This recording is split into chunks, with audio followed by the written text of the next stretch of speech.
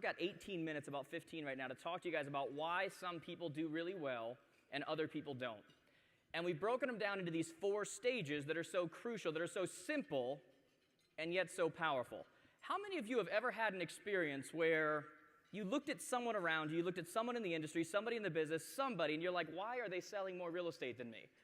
I have a better personality, any of you ever had that experience? By the way, guys, don't look at anybody right now, that's just awkward.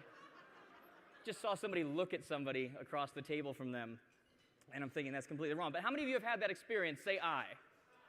Right? And so it's not a matter of want to, it's just a matter of we're probably following the wrong steps. How many of you know it doesn't matter how much you want something, how much zeal you have, if you're in the wrong direction, it just doesn't matter.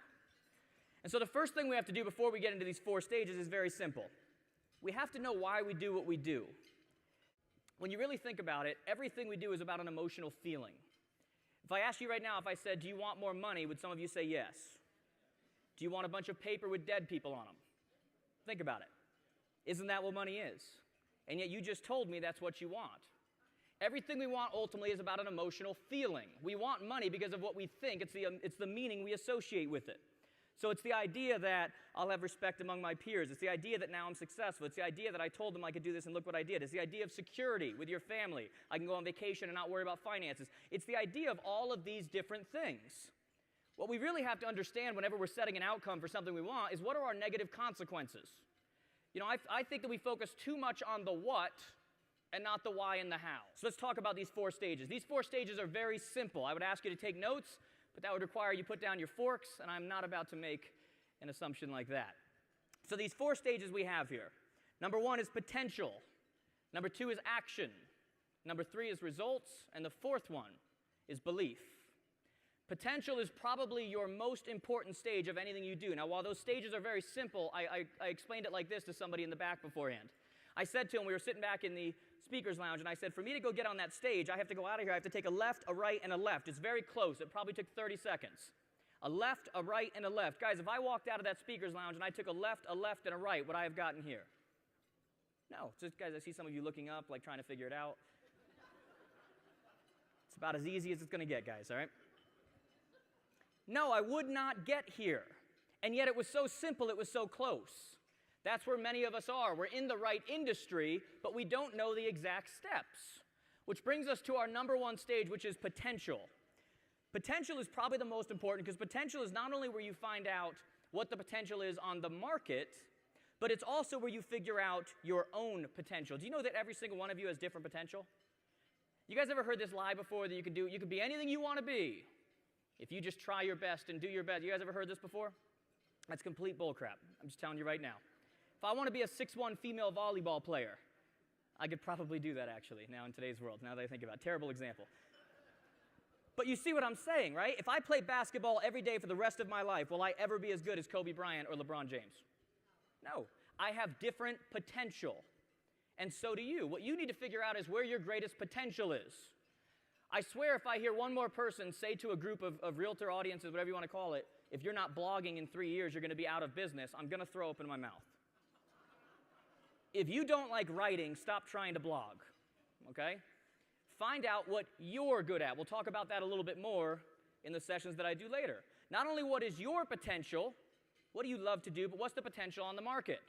If I'm great at riding seals and juggling golf balls while I do it, but I'm in an area where seals don't exist, how well am I going to do? So not only what's the potential on you, what's the potential on the market? The next step, which is action. Action is an amazing thing because the truth is if you've done your job in potential, action is just the natural thing that follows. You're not even really fulfilling something you're just following through with what you've already had up here. Do you see what I'm saying? Just like when I went to that casino, I was following through with what already was. What I'm trying to tell you guys is we're not spending enough time up here. We've become an ADD society. We've become a shiny object syndrome society where we see somebody, they made money doing that, I'm going to do that. They had this success doing that, and I'm going to do that. They had this, and what did I say before? Everybody has different potential. You need to know what yours is. You know, we have thousands of students in our program, right?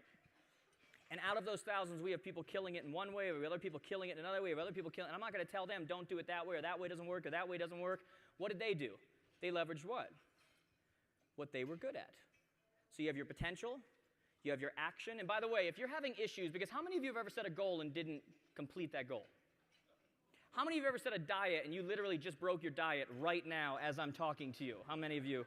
So that's when you lose eye contact with everybody in the crowd.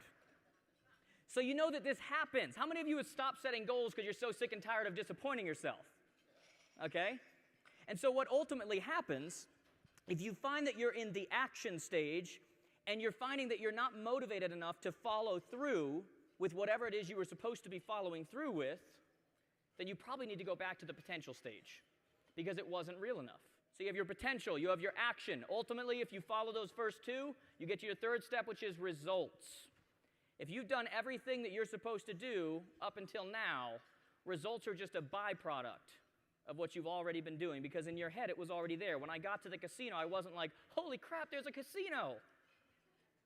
I was like, there it is. Wasn't a big deal. I knew that if I followed this road, this is how I was going to get there. When you get through to that, you get to your last step. Your last step is beliefs. Beliefs are an amazing thing because results reinforce your beliefs. But here's the amazing thing. I said to you that you will never change your potential. Your job is to get the most out of the potential for whatever thing you happen to be doing, but you won't change it. But the amazing thing is when you follow these steps and you get to the fourth stage, which is beliefs, many times you found that you've underestimated your potential in a big way.